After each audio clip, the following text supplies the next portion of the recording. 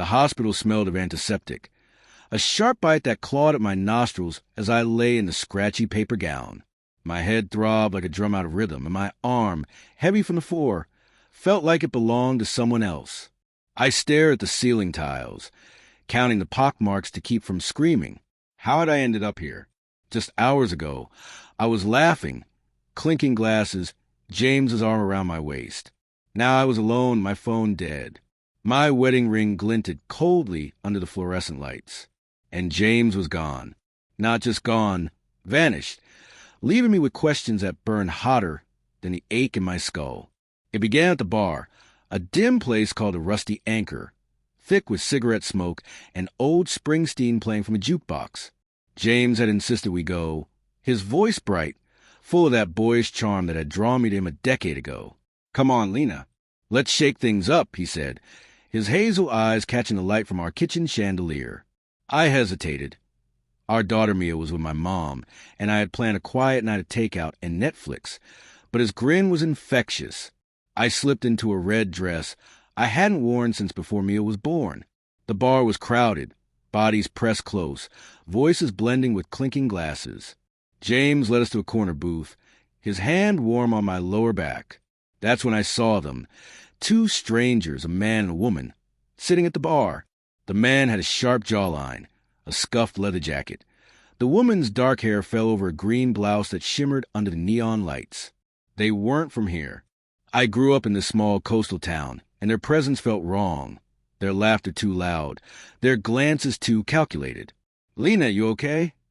James's voice broke through my thoughts. He held a whiskey, cheeks flushed. I nodded, unease coiling in my stomach. The woman's gaze lingered on James a second too long. I told myself I was being paranoid. After 10 years together, didn't I trust him? The night blurred. Drinks.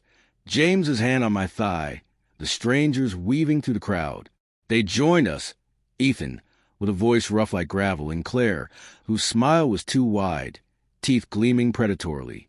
They said they were road-tripping from Boston to Miami, chasing freedom. Claire's fingers brushed James's wrist as she reached for her drink. My stomach twisted, but James laughed unconcerned. Why wasn't he bothered? Hours later, we followed them to a motel off Route 1. The flickering vacancy sign made it feel transient, unreal. "Live a little, Lena," James whispered, his breath hot against my ear. I tried to ignore the warning signs, chalking it up to the late hour and the alcohol. Inside, the room smelled of mildew and cheap air freshener.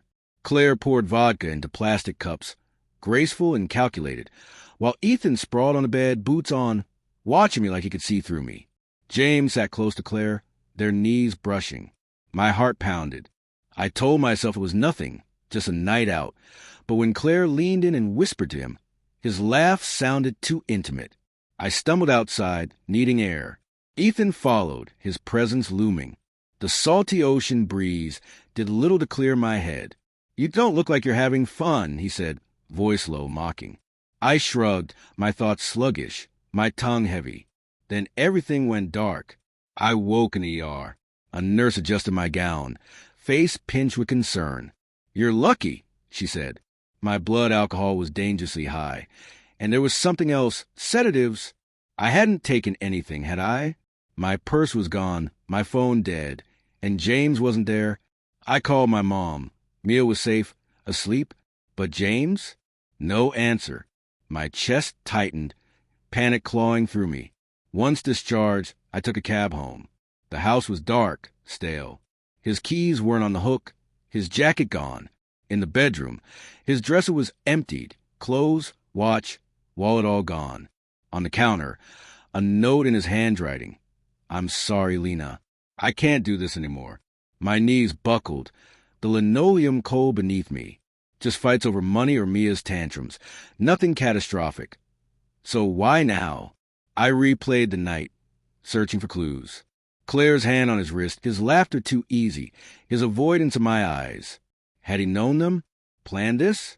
I drove to motel, hands gripping the wheel until my knuckles whitened. The vacancy sign flickered. Their room was empty, bed unmade, a single plastic cup on a nightstand. The clerk, a bored teen, so they left at dawn with cash and fake IDs. Back home, I scoured our life for answers. Bank statements show withdrawals I hadn't noticed, small at first, then thousands over months. His laptop revealed emails to an unknown account, cryptic messages about starting over. My chest ached hollow, spreading like ink in water. Had he planned to leave with them all along? Calls to his friends, family. Boss yielded nothing. No one knew anything. Days turned into weeks. The police found no trace of James, Ethan, or Claire. I was haunted by the memory of Claire's smile. James's laughter now laced with betrayal. I told Mia he was on a trip, but her questions cut deeper every day. Then, a month later, a package arrived on a rainy Tuesday. Inside, a USB drive and a note, "You deserve to know." Hands trembling, I plugged it into my laptop. A grainy video loaded. James in a motel room, laughing, touching Claire, looking at her as he never had at me. The timestamp, 6 months ago. He had lied for half a year. The note burned into my chest. You deserve to know.